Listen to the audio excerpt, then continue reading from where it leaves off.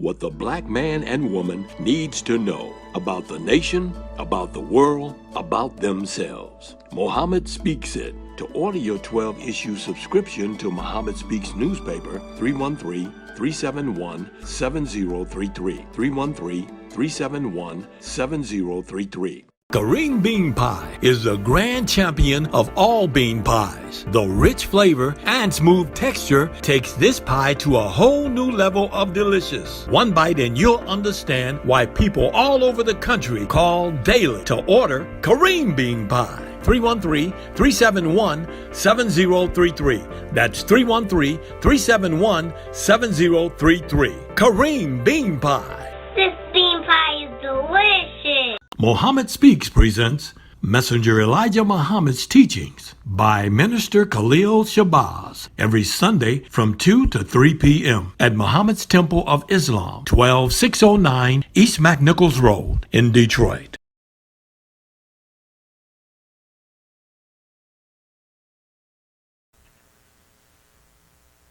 Brothers and sisters, we rise for prayer. In the name of Allah, the Beneficent, the Merciful, all praise is due to Allah, the Lord of the worlds, the Beneficent, the Merciful, Soul Master's Day judgment in which we now live, the alone that we serve, and the alone seek for thine help and aid. O Allah, please guide us on the right path of those upon whom thou bestow thy favors, not on the path of those upon whom thy wrath is brought down, nor those who go astray after they heard thy teachings. Say he, Allah is one God. Allah is he of whom nothing is independent, but upon whom we all depend. He begetteth not, nor is he begotten, there is none like him. And I bear witness that none is earth to be served, worship, or praise besides Allah, who came in the person of Master Farad Muhammad. And I bear witness that the honorable Elijah Muhammad, thy true servant and last apostle. Ameen. We'd like to acknowledge the brothers and sisters that extended us the greetings of Assalamu Alaikum. We have Captain Hakeem and the believers in Richmond. We have Brother Danny Young of Louisiana. And we have Sister Hala Brooks of California.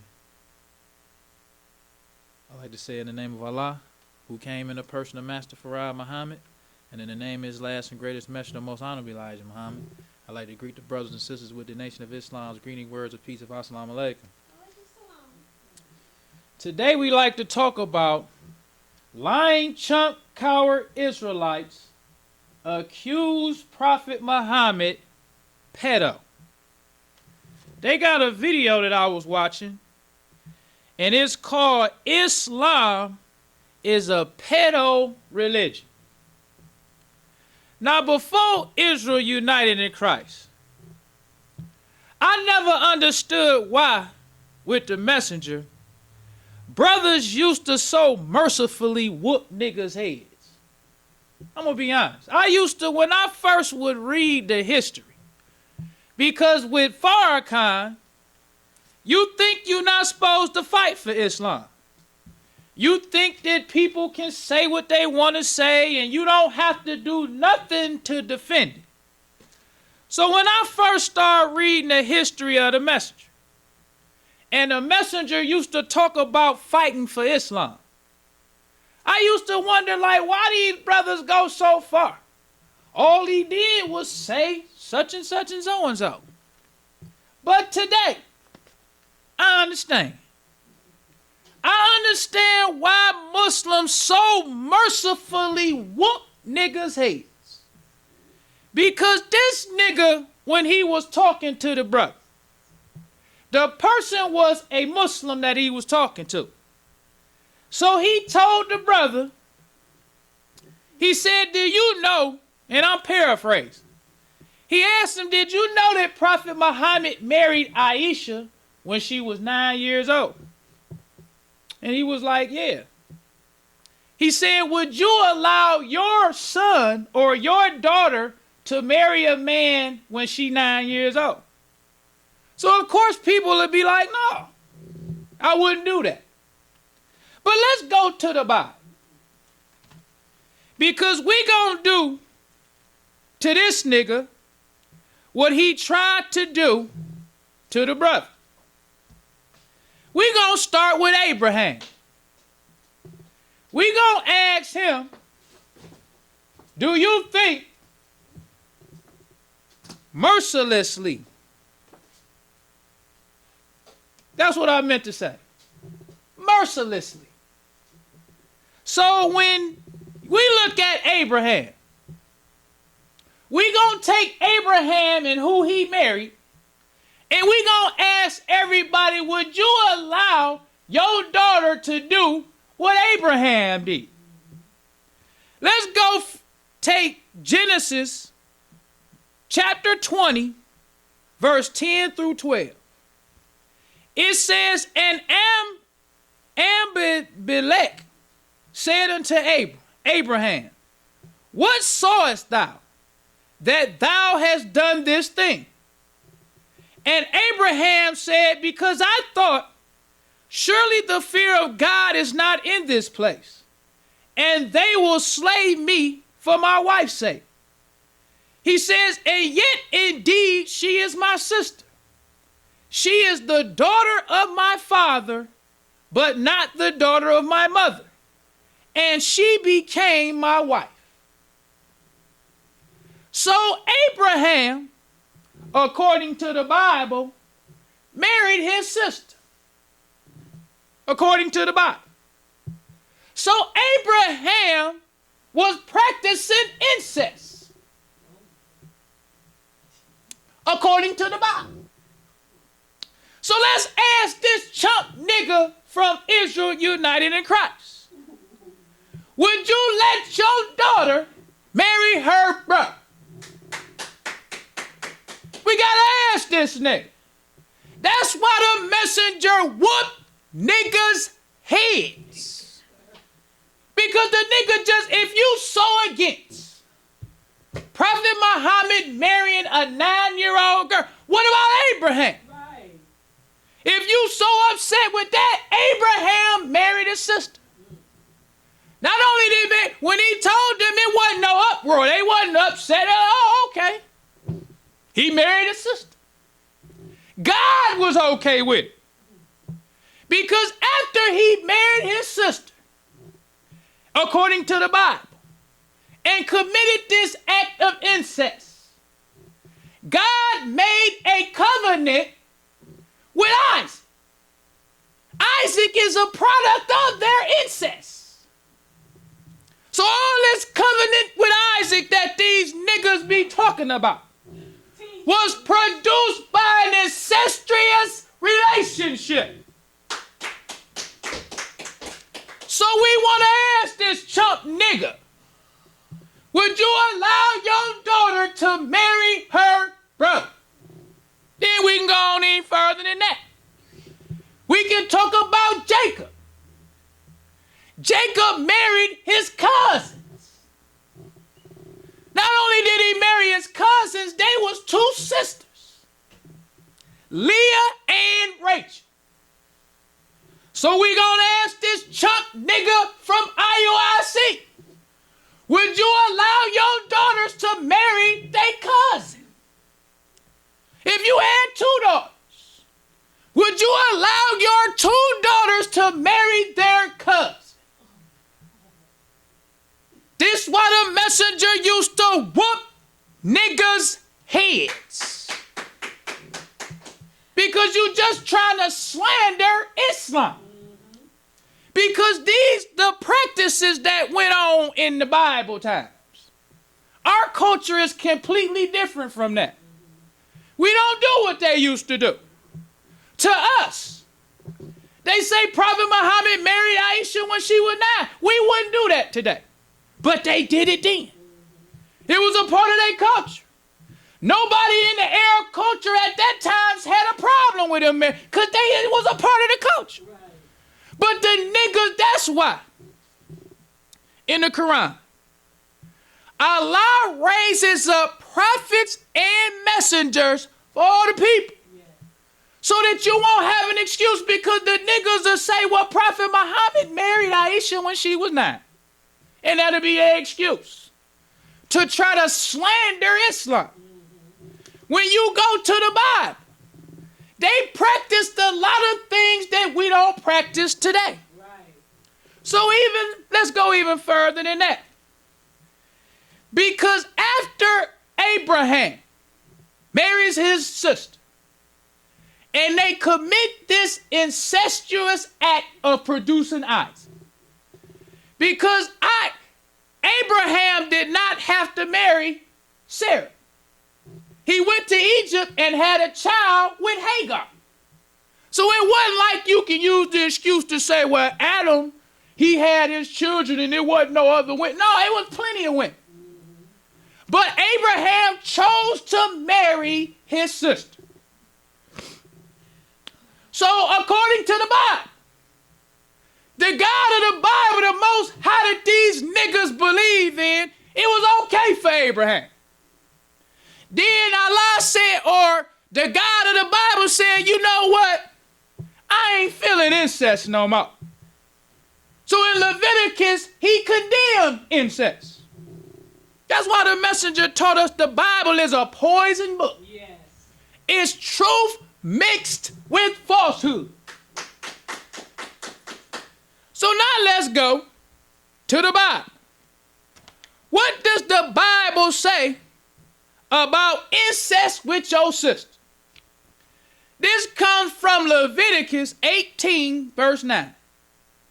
It says, the nakedness of thy sister, the daughter of thy father, or the daughter of thy mother, whether she be born at home or born abroad, even their nakedness thou shalt not uncover.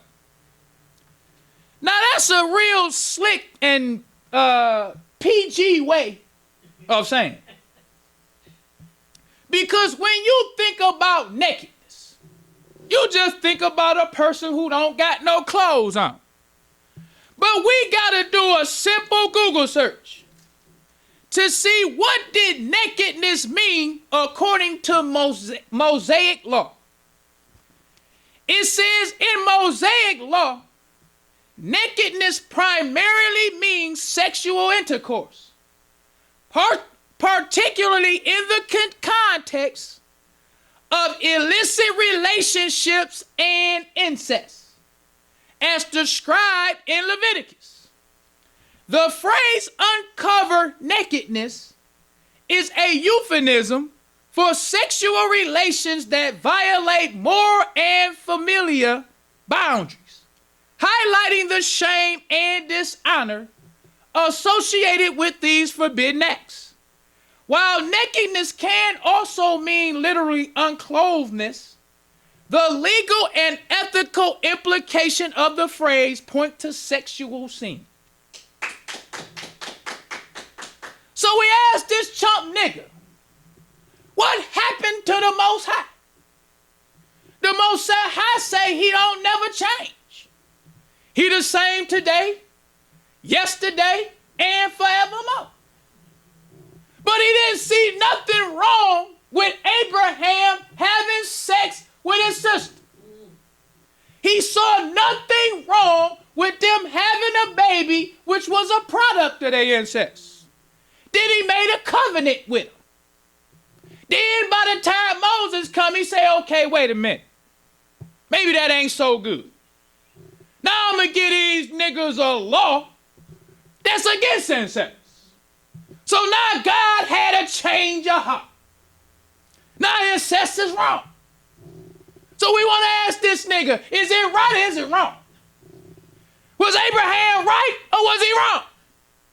That's why the messengers say the Bible has been tampered with. That's right. And it must be reinterpreted so that mankind will not be snared by the falsehoods added to it. Yeah. Because it's always was wrong. Incest was wrong during the time of Abraham, and incest was wrong during the time of Moses. But let's keep on going. It goes on to say, it says euphemism for sexual sin. It says forbidden relationships. The phrase uncovered nakedness is used throughout Leviticus to prohibit sexual relations between close relatives, such as siblings, parents, and in-laws. But when we look at the Bible, the Most High's prophets committed incest a lot, according to the Bible. Let's look at Abraham's nephew, Lot. According to the Bible, he got drunk and had incest with his daughters. He didn't do it one time, he did it twice, according to the Bible. So we want to ask this Israelite nigga, the nigga who say Islam is a pedo religion, would you as a father get drunk and have sex with your daughters? Because the one thing you learn, any person who was ever in the world and ever been drunk, when you get drunk, it only gives you the courage to do what you already wanted to do, but you didn't have the courage to do. Getting drunk don't make you do something you ain't never wanted to do, but now you drunk and you do it. So if Lot, according to the Bible, had sex with his daughters twice, the alcohol just gave him the courage to do what he always wanted to do. Keep it real. I ain't never been drunk and did nothing I didn't want to do. Sometimes we would get drunk just so we can do what we don't have the courage to do when we ain't drunk. That's what I used to do. Go to the club. Sometimes you might be a little shy. You don't want to talk to the pretty girl. You might think she out of your league, but go get you some sauce. They call it liquid courage. Go drink you some liquid courage and you can talk to the girl you used to be afraid of talking to. So we asked this nigga, would you drink you some liquid courage and have sex with your daughters twice? There's always something to say to these chump niggas. Louis Farrakhan is the best thing to ever happen to a bunch of chump niggas. Yeah. The messenger them niggas would have had to show the message.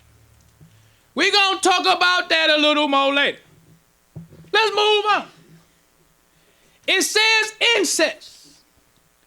The term is most strongly linked to incest, which is considered a grave offense in the law. That's the Bible. God was okay with Abraham. He let him marry Sarah. He let him have Isaac. He made a covenant with Isaac and all these offspring from incest. God chose them as his people. Then by the time all these product of incest get to Moses, now he changed his mind. Now he vehemently against incest now. He totally against it. It says the term is most strongly linked to incest, which is considered a grave offense in the law. For example, you shall not uncover the nakedness of your father, which is the nakedness of your mother. She is your mother. You shall not uncover her nakedness. That's Leviticus 18:7. Then we go on even further than that. It says dishonor. It says the phrase emphasizes the act of dishonoring a sacred family bond and the violation of that person's sacredness. So you destroy the sacredness of the person when you have incest with him. But that didn't apply to Abraham, according to the Bible. God blessed Abraham. Abraham is the one he said through your seed, the seed of an incestuous relationship. That's who I'm going to bless. That's why the Bible is a poison book. He said it must be reinterpreted so that mankind would not be snared by the falsehoods added to it. So let's go on even further than that. Leviticus goes on even further. This is Leviticus chapter 20, verse 17. It says, and if a man shall take his sister, his father's daughter, or his mother's daughter, and see her nakedness, and she see his nakedness, it is a wicked thing.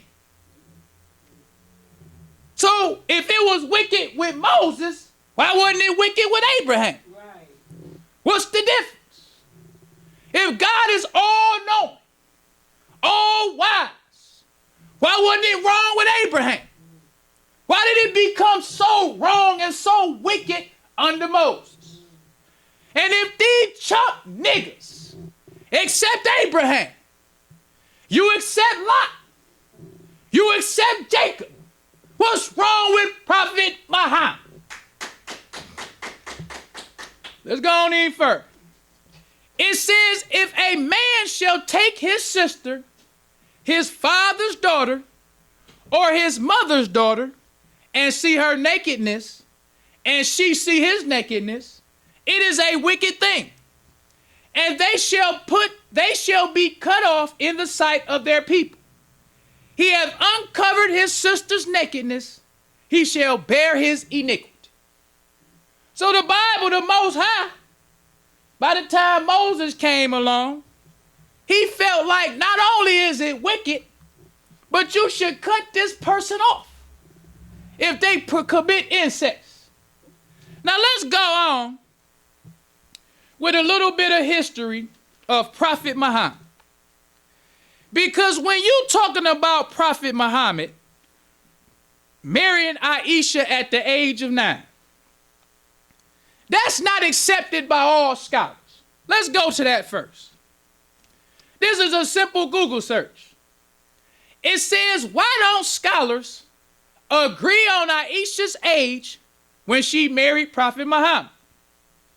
It says scholars disagree on Aisha's age at marriage due to inconsistencies in early Islamic sources, different interpretations of cultural norms at the time, and the use of hadith narrations with conflicting information.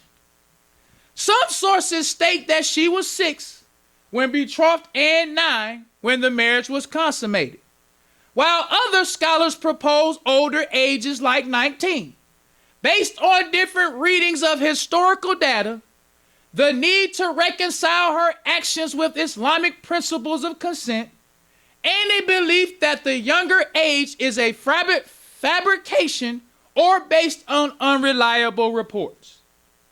This is something that we must understand when you listening to a chump, coward, nigga Israelite. Because the disbeliever don't really care about the truth. Them niggas is jealous of the message. Right.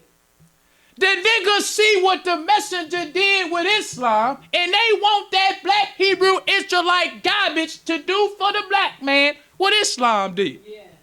So what they trying to do, they trying to find any way to discredit Islam to the black man. Yes. So when you do history, and you do historical research, you see that the information is fabricated and it's not reliable. Because when they talking about Aisha was 9 years old, that comes from a hadith. Hadith for scholars is not a reliable source of history. Right. But to the disbelieving nigga, he don't care. Anything the disbelieving nigga can use to slander Islam, he gonna use. That's why the message. He didn't waste time with niggas. When you was a FOI with the message, you saw a slanderous nigga.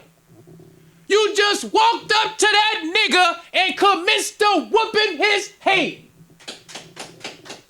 They didn't argue with niggas.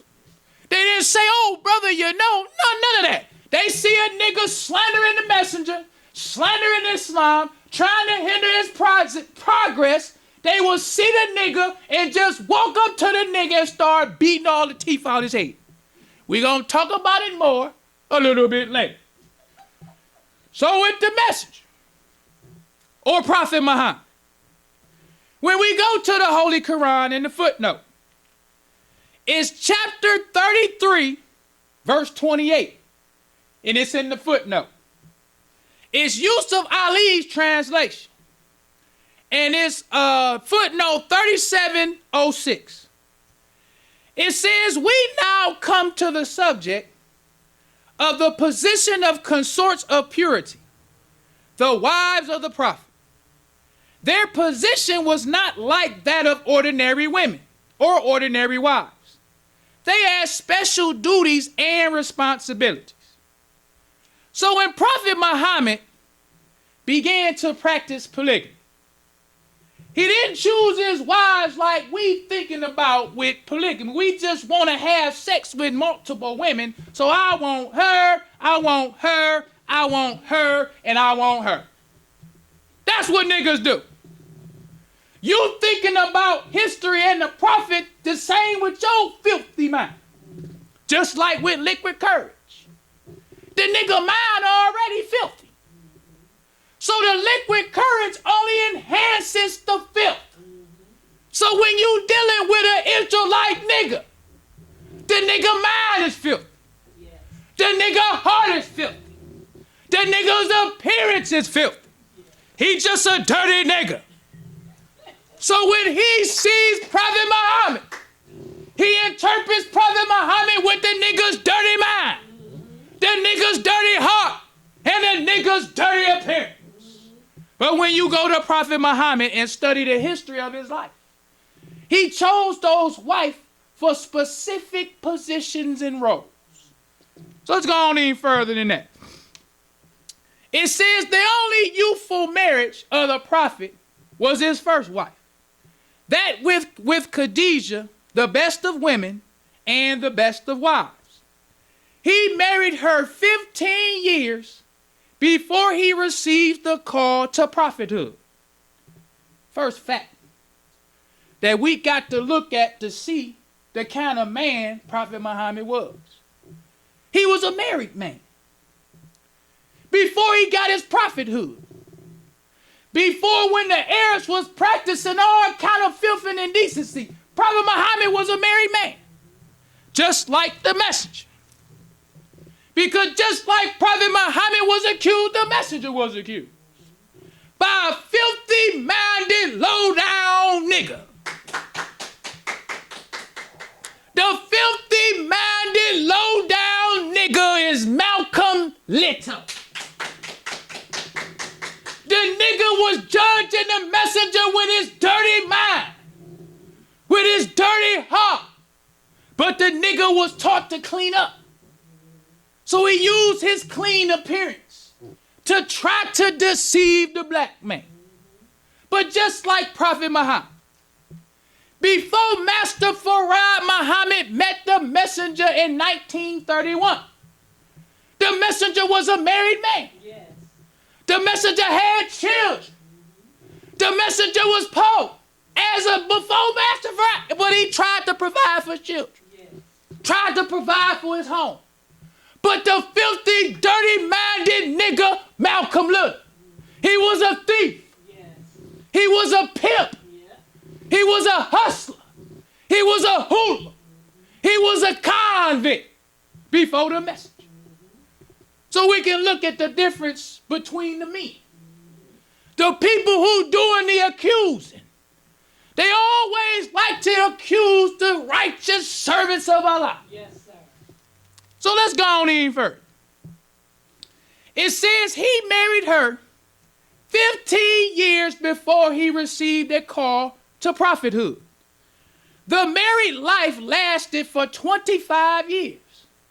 And their mutual devotion was of the noblest, judged by spiritual as well as social standards. During her life, he had no other wife. During the life of his wife, Khadijah, he had no other wife. Same with the messenger. He had no other wife. He married Sister Clara Muhammad, and that was his only wife. He was married to her from the beginning of her life. Not the beginning of her life, but the beginning of their marriage until she died. Right. Just like the prophet. He was married to Khadijah before Allah came, or the angel Gabriel came to him until she died. It goes on to say, it say the marriage lasted for 25 years, and their mutual devotion was of the noblest, judged by spiritual as well as social standards.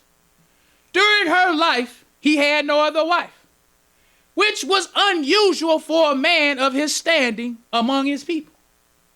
It was unusual for a man to just have one wife. Because when you look at the definition of a pedophile means an adult male who has sexual fantasies about young girls. That's what it means to be a pedophile. So all the filthy-minded niggas who hate Islam, they look at Prophet Muhammad and say he a pedophile because he married Aisha at 9. But if he was a pedophile and he had all of these, he would have been doing that. He would have been showing signs of that, because they say that being a pedophile is a clinical diagnosis. Because being a pedophile is the white man's word. And in order to be a pedophile is you have to be diagnosed by a doctor to be a pedophile. They got to look at you. You got to come and tell them, I got these sexual urges for little girls. So then they come and try to give you all of this therapy so you can handle being attracted and having sexual fantasies with little girls, according to what they say. So when you look at Prophet Muhammad's life, he has no signs of being attracted to none of these women. He had one wife, which was unusual for a man to have one wife. And he was married to that one woman until she died. Now let's go on any further than that. It says when she died, his age was 50.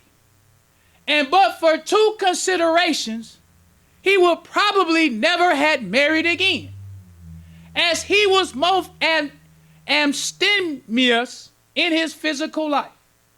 The two considerations which governed his later marriages were compassion and clemency, as when he wanted to provide for suffering widows who could not provide for who could not be provided for in any other way in that stage of society. That's another fact.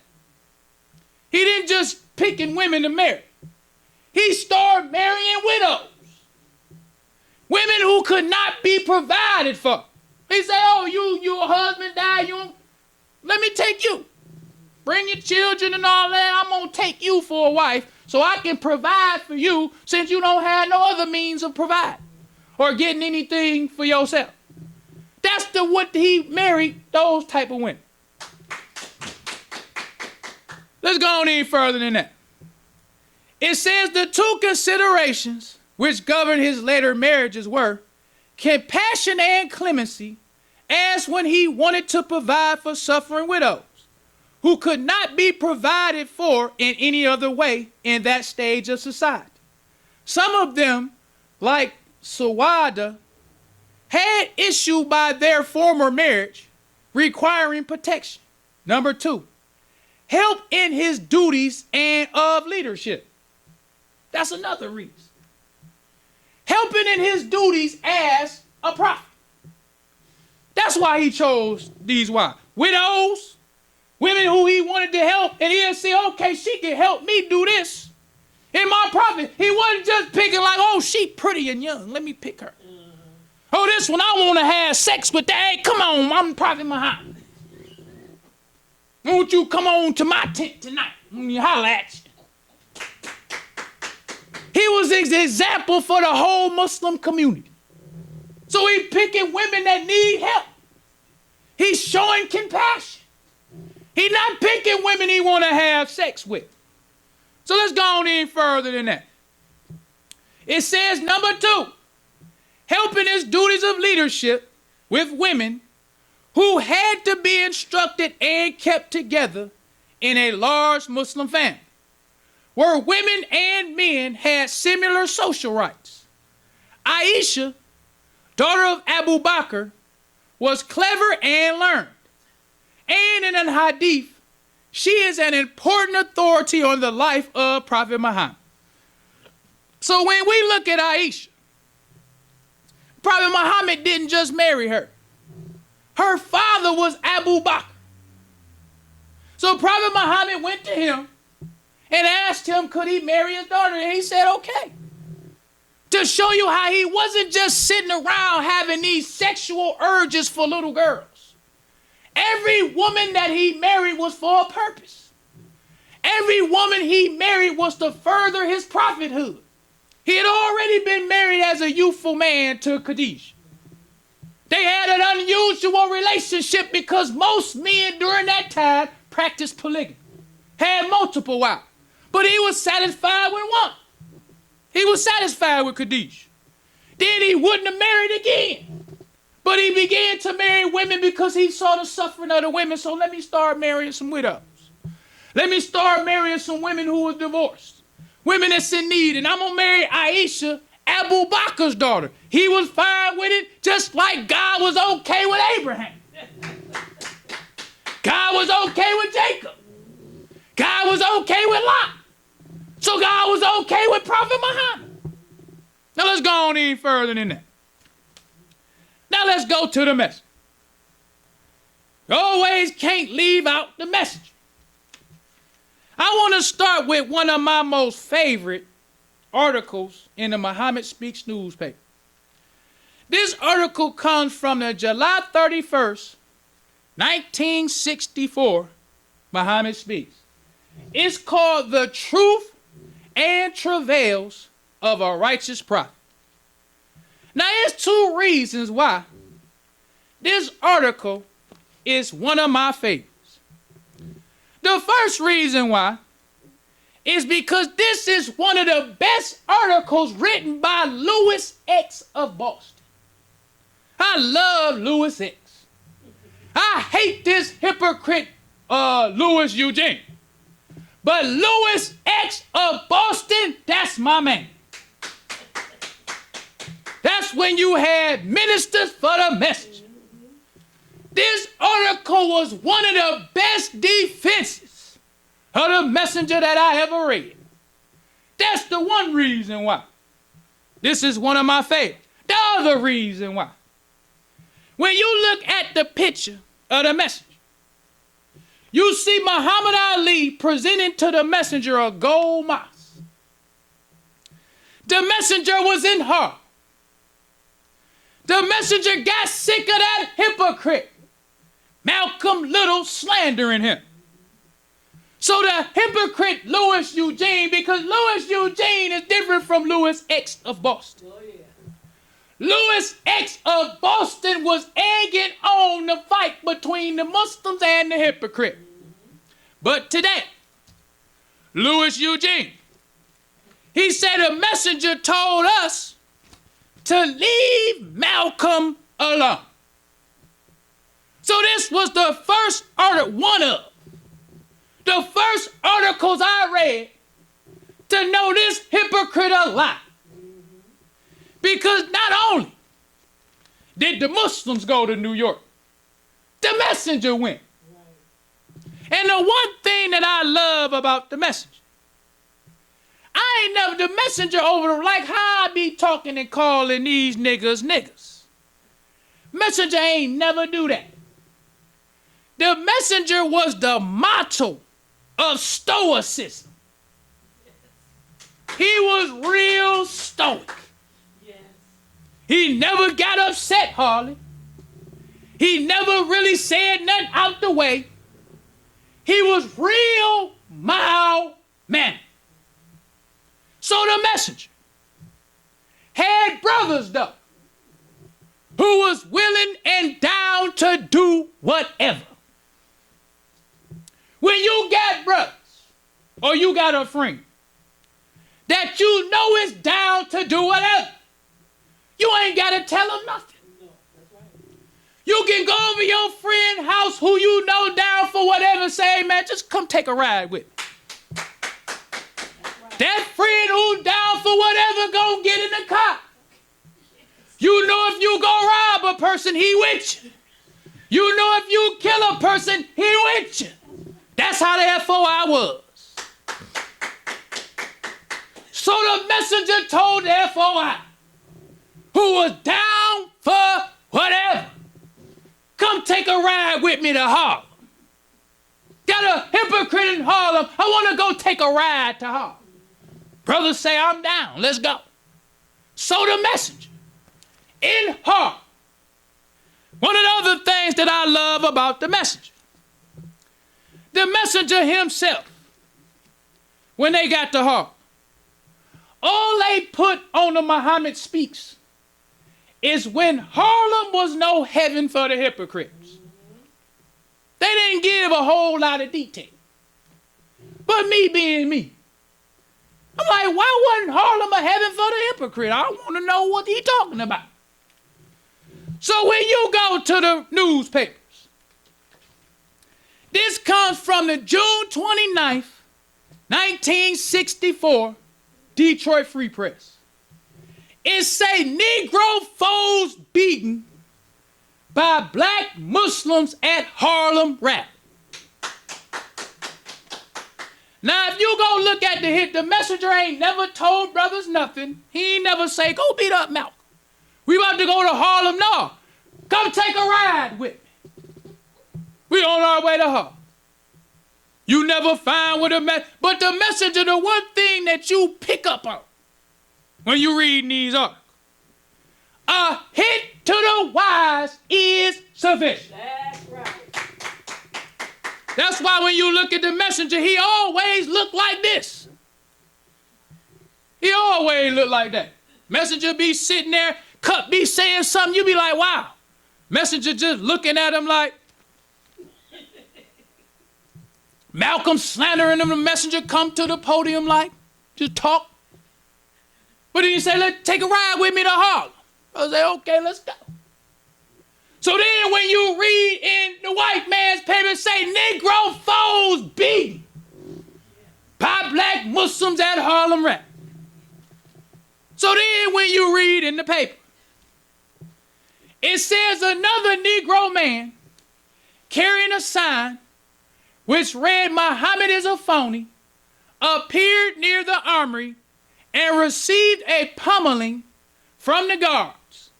He took to his heels with the placard and vanished. So when you read this one, it gives you a little bit of the deep, but I wasn't satisfied with that. Because the messenger said, when Harlem was no heaven for the hypocrite. So I'm like, it had to be something more that went down than that. Because if that would just, that seemed like it could still be a heaven for them if all they did was beat up one person. Still could be a heaven. So me being me, I continued to look. Then I came across, this is the February 23rd, 1965 Newsday newspaper. This satisfied my heart. When I read this one, I was like, okay, that's what they mean when they say Harlem was no heaven for the hypocrites. So this comes from the February 23rd, 1965 Newsday. It says black Muslim violence also accompanied the visit of the sect leader Muhammad last summer to Harlem Armory. Police and reporters watched helplessly while scores of dark suit black Muslims punched and kicked two Negroes suspected of being followers of Malcolm X. So they say the messenger, while he in there teaching, love your brother, unite with your brother, do for self. His ride or dies was outside whooping niggas' heads. Whooping niggas' heads. So I love about the messenger. Messenger would have heard Bishop Nathan. He wouldn't have said nothing to that nigga. Messenger used to call it talking the big talk. Messenger would have heard that dirty chump nigga, Bishop Nathan, talking the big talk. He'd have told them, come take a ride with me. Yes, sir. Come take a ride with me. Wherever this nigga's head meeting place where that nigga talk the toughest. We gonna go right there to see if this nigga can back up the big talk. That was the message. Nigga talking the big talk. Come take a ride with me. So them brothers who were down for whatever, they saw one of Malcolm fought two of them. It ain't say it was 1-on-1. It was 2-on-2. It says scores. Scores mean at least 10. That's what scores mean. But that ain't it. The part that I like, it says police and reporters watched helplessly. That's Muhammad. That's why he would look like this all the time. He would listen to a nigga talk the big talk. Then he'd get his pit bulls to ride with him and he'd take the leash off of him. Enjoying the show? Help keep us on the air. 313-371-7033. That's 313-371-7033 to make a donation. Messenger in there talking do for self, love self. Allah came in the person. While them brothers whooping niggas' heads. While the police watching helplessly. It ain't nothing we can do. These dark-suited FOI, they too much for us to handle. So all we can do is just stand back and watch this nigga get his head whooped. Then the reporter. Because that's what it seemed like to me. The messenger wanted. He wanted the word to get back to all them IUIC kind of niggas. Yes. So the FOI would mercilessly whoop a nigga head in front of the police and the reporters. So the word could get back to the dirty nigga. The dirty-minded nigga. The nigga with a dirty heart. This what we do to niggas like you. The police will helplessly watch us whoop your head, nigga. That was with the message. When I read all this history, I'd be like, why we got to be here with this hypocrite? It probably was a time to be an FOI with the message. I'm telling you, because I feel like I would have been one of them brothers just getting in the car with the message. I'll take a ride with you where you want to go. Anywhere you want to go. I ain't even one of them kind. I wasn't raised like that. I wasn't raised in the street. I used to go to Disney World. My parents used to take, we see Mickey Mouse. We used to go see the Magic Kingdom. That's how I grew up. But it's something about love. When you love somebody, it brings stuff out of you that you didn't even know was in you. I never would have thought that in my life, I would be talking by myself against thousands of niggas. It's thousands of niggas with this dirty nigga. But love. Love brings stuff out you that you didn't know that was in you. Yes, sir. I don't care nothing about these niggas. I want Allah to know that we appreciate his coming. We appreciate him raising up for us his last and greatest message. Yes, sir. So when you love a man like the messenger, you see what he did by himself. By himself, he called the white race a race of death. By himself, he said the black man is the original man. That's right. By himself. By himself.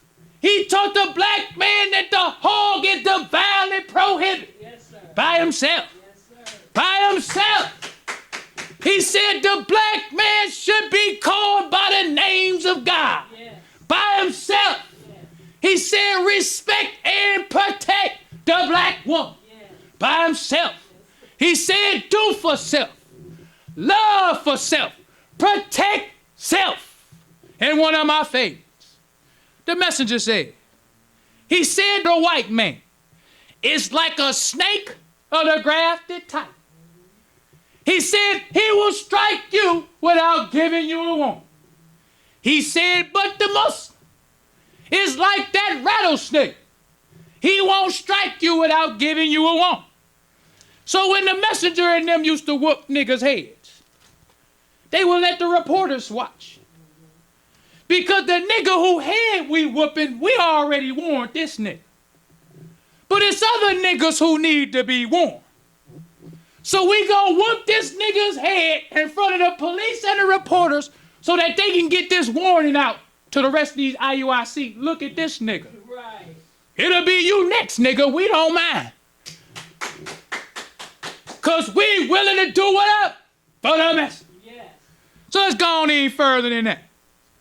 It says black Muslim violence also accompanied the visit of the sect leader Muhammad last summer to Harlem Army. Police and reporters watched helplessly while scores of dark-suited black Muslims punched and kicked two Negro suspects of being followers of Malcolm X. While the men pummeled the two victims, hundreds of other Muslims. Could you imagine that? You already see at least 10 jumping on two people, and they whooping his head to 10. Then you see hundreds of other Muslims come around and lock arms so they can't nobody help. How would you take that? While the messenger come in there looking like that, while them brothers whooping head, he just walk past, get in his car and go back to Chicago. Brothers got it. I ain't gotta say another word to them. I see them when they get back. That's how I was with the messenger. We got it from here, dear Holy Apostle. You can go ahead back to Chicago. We got these niggas. We got it. So it says, while scores of Muslims whooping the heads of two niggas who, and it says, and this is another part I like, all them brothers didn't see this person with Malcolm. It was a sister, they say, in the Detroit one. In the Detroit one, it says a sister hollered out and said he with Malcolm. That was enough. They didn't have to see the nigga with Malcolm. They didn't have to know who he was. All they heard is the believers say he with Malcolm. That's enough. What you think them IUIC niggas, they don't even know. She just said off what she said. Hundreds of Muslims mercilessly whooping a nigga's head while the police and reporters watch. That's why you ain't see IUICs back with the message. You didn't see people slandering the message. Because the messenger say, I am the messenger of God. Yes. I have the only divine solution for the black man. So let's go on any further than that. It says, while the men pummeled the two victims, hundreds of other black Muslims locked arms and formed a human wall that kept police away. Another victim of black Muslim aggression on the same day was a man who called himself Jesus Emmanuel, the blood son of Father Divine. Now you got Father Divine's son coming up there being a nigga. So now we got to show him. It says, the blood son of Father Divine. Emmanuel had approached the black Muslim gathering with a picket sign that said, Elijah Muhammad is a mixed breed phony. He was severely beaten. So then I said, oh, that's what they say. When Harlem was no heaven for the hypocrite. Yes. Messenger all the time. Didn't give an order. Didn't tell brothers to do it. Just say, come take a ride with me. All that happened just for taking a ride with the messenger. Now let's go into this beautiful article written by Louis X of Boston. At the top of the article, it says, and when Moses said to his people, "O my people, why do you malign me, when you know that I am Allah's messenger to you?" But when they deviated, Allah made their hearts deviate, and Allah guides not the transgressing people. This is from Holy Quran 61 and 65. This is how the messenger gave a hint to the wise. He let Lewis go ahead and represent. Because when the messenger gave you an understanding about whooping a nigga head, he would give it to you clear from Bible and Holy Quran. Right. So it wouldn't be nothing that you feeling like maybe we shouldn't whoop this nigga. No. Once the messenger got done teach, this nigga need his head whooped. Mm-hmm. That's what that nigga need. While the messenger just sitting there. So then it goes on even further. It says, for the accuser of our brethren is cast down, which accuses them before our God day and night. That comes from Revelations 12, verse 10. So this Lewis, ex of Boston, he says the devil right race has always become infuriated when a divine messenger appears. For the righteous messenger and his followers manifest the wickedness of the people and their leaders. Throughout history, attempts have been made by the wicked to falsely accuse and slander the righteous, and particularly the foundations of righteousness, the prophets and messengers of Allah. So this is old brother Lewis S. of Boston teaching them pit bulls. What this nigga Malcolm Little is doing to the messenger, it been going on throughout history. The white man or the white race hates the righteous, and they hate the messenger. Because the righteousness of the messenger and his followers exposes their wickedness. So when the messenger had followers who stopped drinking alcohol, stopped smoking dope, stopped fornicating, stopped cussing, stopped beating their wives, and became upstanding citizens, clean, sharp, polite, business owners. That exposes the wickedness of the white race. Yes. Not everybody can see that's what they really are. It's like a diamond. When you dig it up, it's a diamond. The black man could see for himself, we some diamonds. We really ain't wicked and evil like the white man taught us that we were. Right. So now his wickedness of the white race is being exposed. Now he upset. That's what the white race has been doing throughout history. Yeah. So then he goes on to say, he says the Honorable Elijah Muhammad has taught us to believe in the truth of the Bible.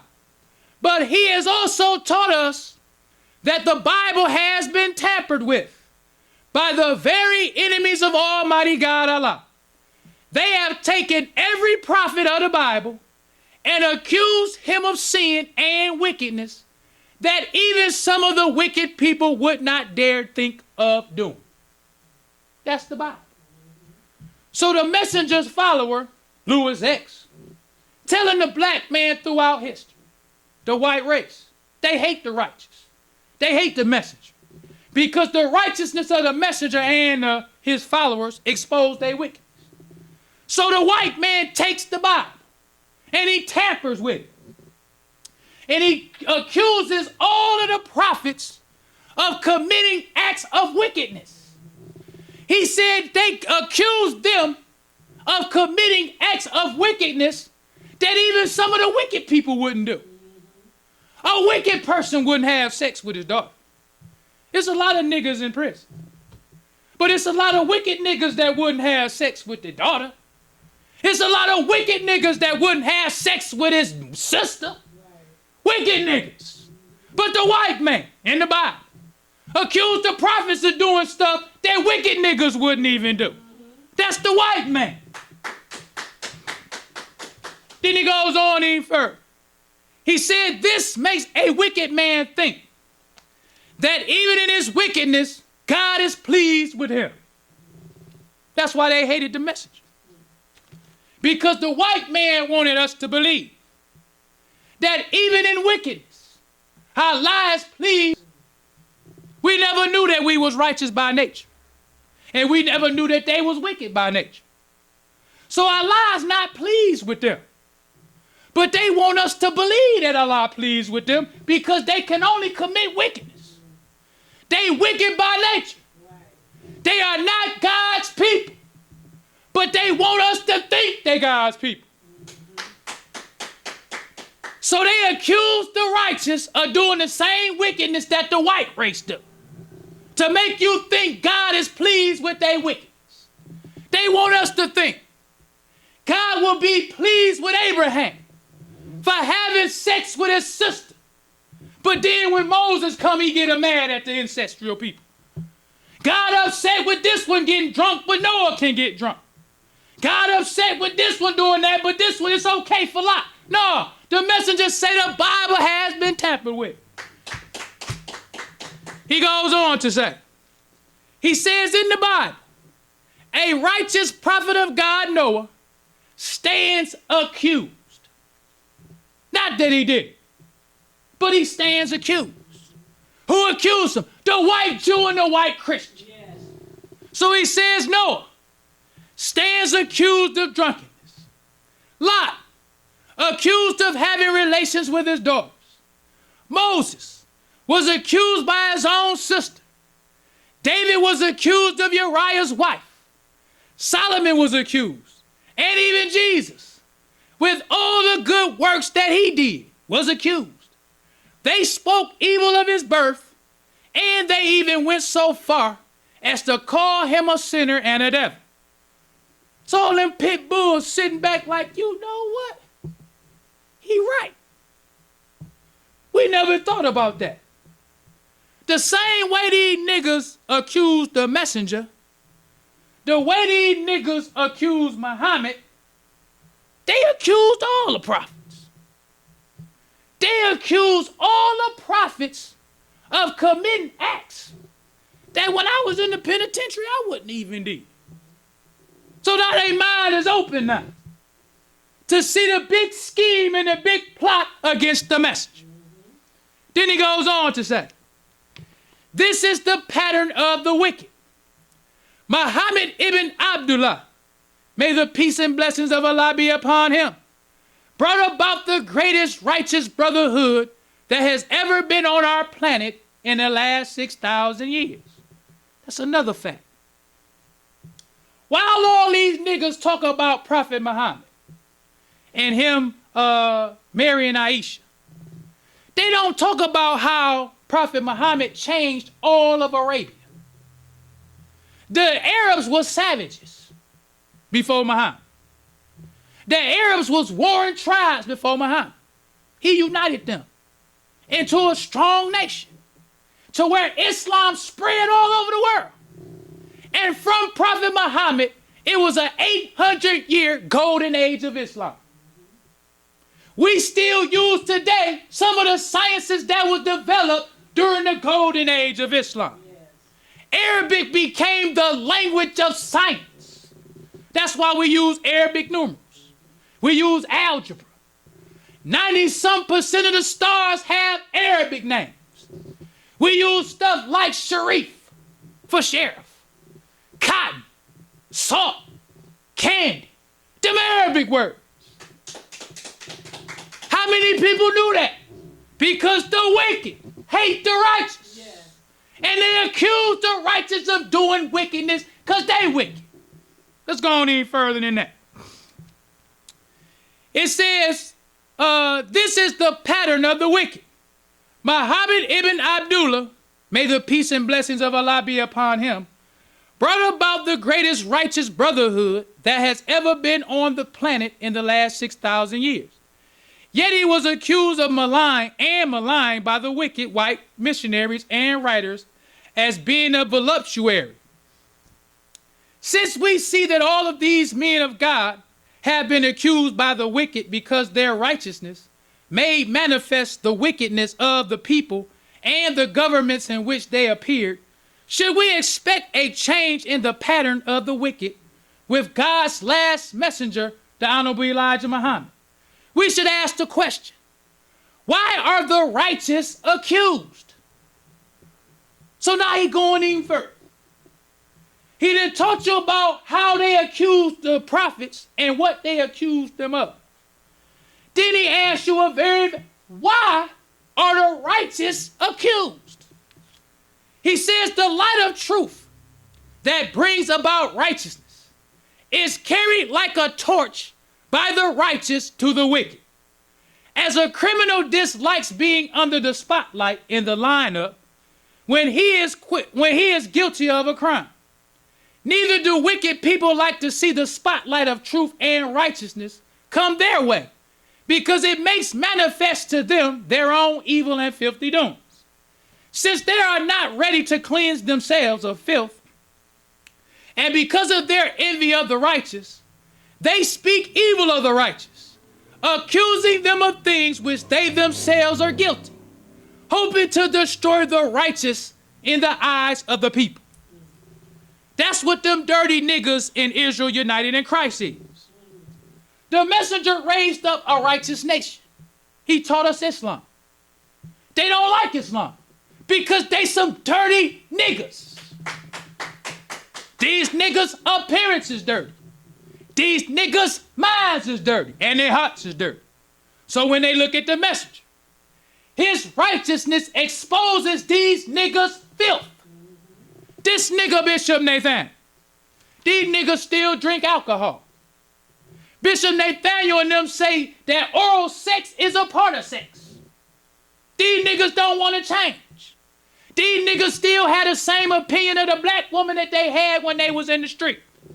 So since the messenger raised up a righteous nation, these niggas don't want to change their way, so now they accuse the righteous.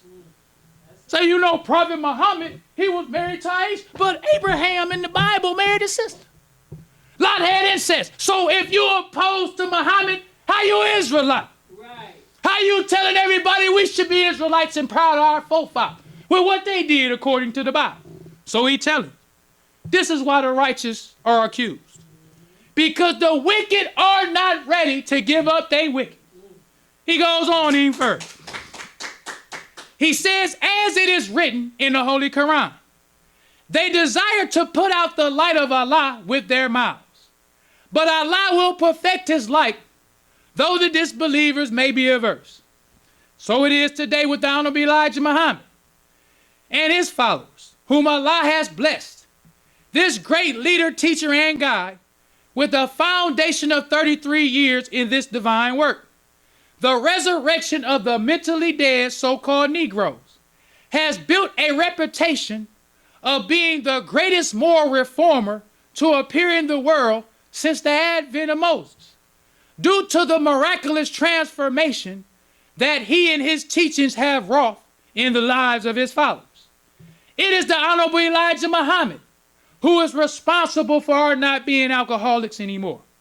It is he who stopped black women from selling their beautiful bodies and from being the beckoning sign of adultery in every major city across the country. It is he who took cigarettes and reefers from our mouths. It is he who stopped us from taking dope in any form. It is he who stopped us from fornication and adultery, seeking our brothers' wives and other brothers' daughters. It is he who stopped us from gambling in any form. It is he who made evil hateful to us. It is he who expanded our breasts with love for our people, the so-called Negroes, and gave us a desire to live and, if necessary, to die for our freedom. It is he who stopped us from being niggering. It was him. That's what these dirty niggas see. And that's what them believers started to see. He is the one who stopped hundreds of thousands of people from being addicted to drugs. Right. All this he doing. Then you got a nigga who would go out to the black man and try to offset what he trying to do. When we see this nigga, we whooping this nigga's head. Because everything he's saying is a fact. It's a fact that the white man accused the prophets of doing something regular people. I never thought about that. They didn't even in the church really talk about Lot and his daughters. Or that Abraham had married his sister. I never heard that. But when I started reading the teachings of the message, and I see how the white race accused all the prophets, even Jesus. They act like Jesus was so righteous, the white man accused him. So why should we think any different with the messenger? Right. They gonna accuse him too. Yes. Let's go on any further than that. This the good part. This that hint to the wise part. He says we, the true followers of the Honorable Elijah Muhammad, will not stand by and allow you or anyone to attempt to destroy the greatest leader who has ever been among us. He said, we ain't gonna let you niggas attempt. Not that you niggas gonna do it. We ain't even gonna stand by and watch you niggas form your mouth to say something against the messenger. The true followers, he said. He ain't just say followers.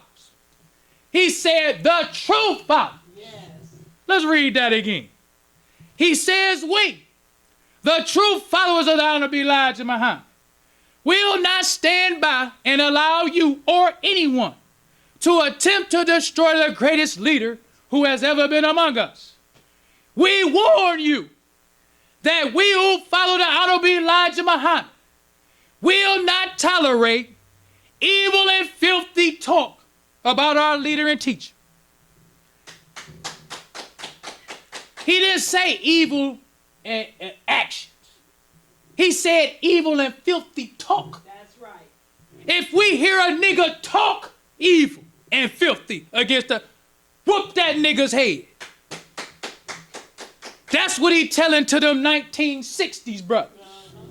Them brothers that's willing to ride or die. Down for anything. He telling them. Not only if you see a nigga come to the temple and he physically attack, no. If you hear a nigga talk filthy and evil against a man, you okay to whoop that nigga's head. That's right. Let's go on any further than that. He say, we warn you that it will bring about grave consequence. Yes, sir.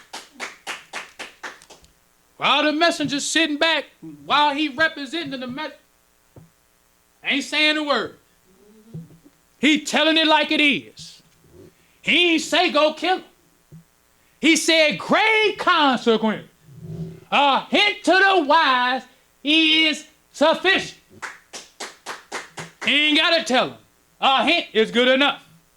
So that's the message. He didn't say stop. He didn't say you going too far. He said the messenger taught us this.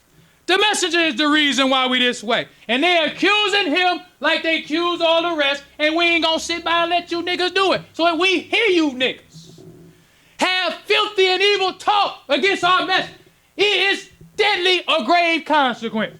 Let's go on any further than that.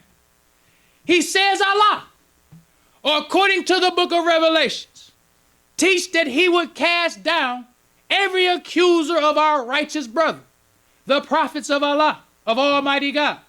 And this is that day. Showing it to him in the Bible.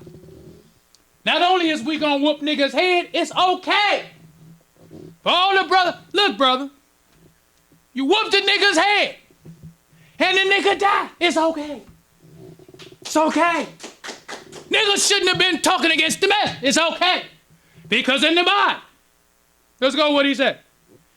He says Allah, according to the book of Revelations, teach that he will cast down every accuser of the righteous, brother, the prophets of Almighty God, and that is this day.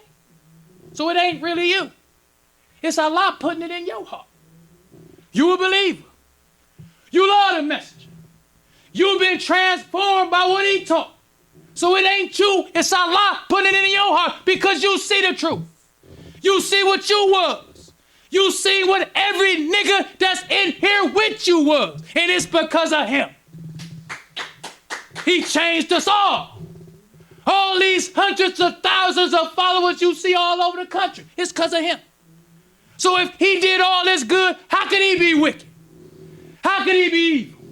How could Abraham be the friend of God if he having sex with his sister? How could God choose Noah if he get drunk? They accused all the prophets.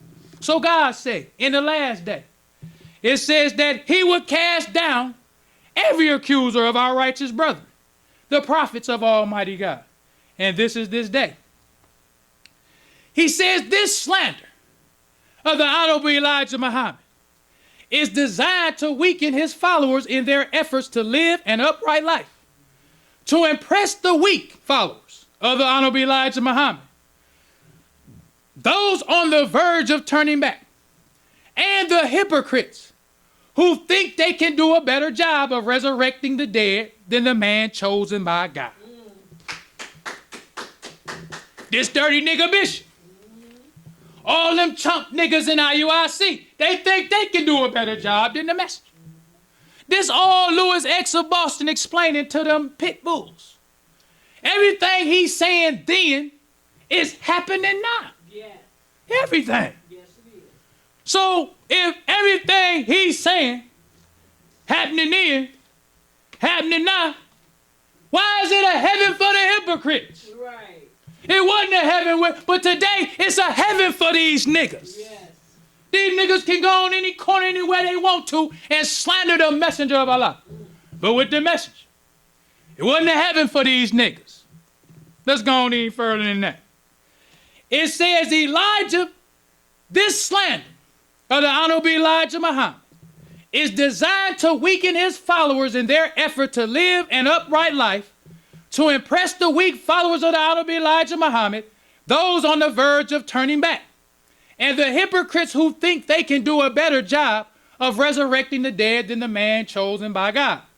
The hypocrites lie around like snakes in the path, sucking the knowledge and the wisdom of the Honorable Elijah Muhammad, while waiting for the opportunity to break away from him and try to capture the honor of the people. That's what this nigga do. That's right. That's what all, you sit and listen to the message. You heard him say the white race is a race of devils. So you suck that up and say, oh, Esau is the devil that the Bible speaks of. You heard the messenger teach us about the lost sheep. You heard the messenger teach us about Ezekiel's will. You heard the messenger teach us about the New Testament. So all you niggas sit back. You soak it up. Then you wait for the opportunity. Let's read it again. He said, the hypocrites, this nigga, lie around like snakes in the path, sucking the knowledge and the wisdom of the Honorable Elijah Muhammad, while waiting for an opportunity to break away from him and try to capture the honor of the people. They use the accusations against their leader and teacher as a veil under which to carry out their great hypocrisy and rebellion, seeking to overthrow the nation of Islam. Yes, sir. That's exactly What these niggas try to do. Yes. Then he goes on to say, this is indeed a perilous hour, but praise be to Allah. The true followers of the Honorable Elijah Muhammad do not look upon this simply as a great trial of our faith, but also as the greatest hour opportunity for us. We now have the opportunity to show the wicked world that we are dedicated to our leader and teacher, and no matter what is said against him, it only makes us stronger and ties us close to him. Same thing we say to these niggas. No matter what you niggas say, no matter how many of you niggas it is, you niggas is our enemies. Yes. We gonna fight you niggas. You niggas, these niggas don't even understand. I done learned more about the Holy Quran listening to these niggas than I ever knew before. Because when I heard this nigga bishop, I'm gonna just be honest. That's how confident I am in the message. I didn't even never think to look for no prophecies in the Quran. I used to just read the message to the black man, read the articles in the Muhammad speaks. My studies wasn't focused. I just would just read them. Then I heard this nigga slandering the messenger. I heard this nigga say, ain't no prophecies in the Quran. I said, dang, I ain't never looked to see it. So then I started looking for prophecies in the Quran.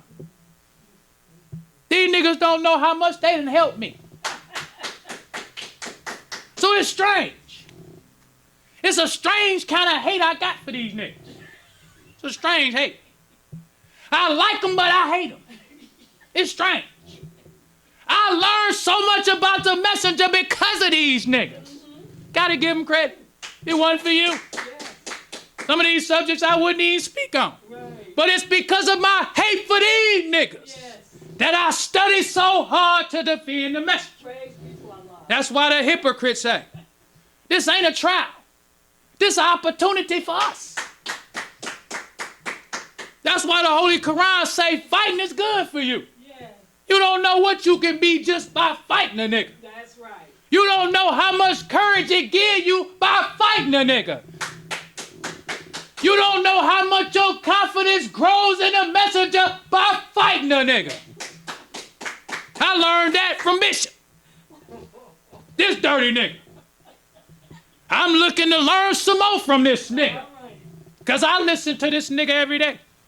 I think I listen to this nigga more than the niggas in IUIC. Well, brothers and sisters, we don't want to prolong the time. So I leave you as I came in the nation of Islam's greeting words of peace of Assalamu alaikum. Walaikum salam. Brothers and sisters, we rise for prayer. In the name of Allah, the beneficent, the merciful, all praise is due to Allah, the Lord of the worlds, the beneficent, the merciful, soul master's day of judgment in which we now live. The alone do we serve, and the alone seek for thine help and aid. O Allah, please guide us on the right path of those upon whom thou spell thy favors, not on the path of those upon whom thy wrath is brought down, nor those who go astray after they heard thy teachings. Say he Allah is one God. Allah is he of whom nothing is independent, but upon whom we all depend. He begetteth not, nor is he begotten, there is none like him. And I bear witness that none is earth to be served, worship, or praised besides Allah, who came in the person of Master Farad Muhammad. And I bear witness that the Honorable Elijah Muhammad was thy true servant and last apostle. Ameen. Honorable Elijah Muhammad taught us not to do anything to anyone that we wouldn't have done it to ourselves and treat everybody right, even the devil. Assalamu alaikum. Walaikum salam.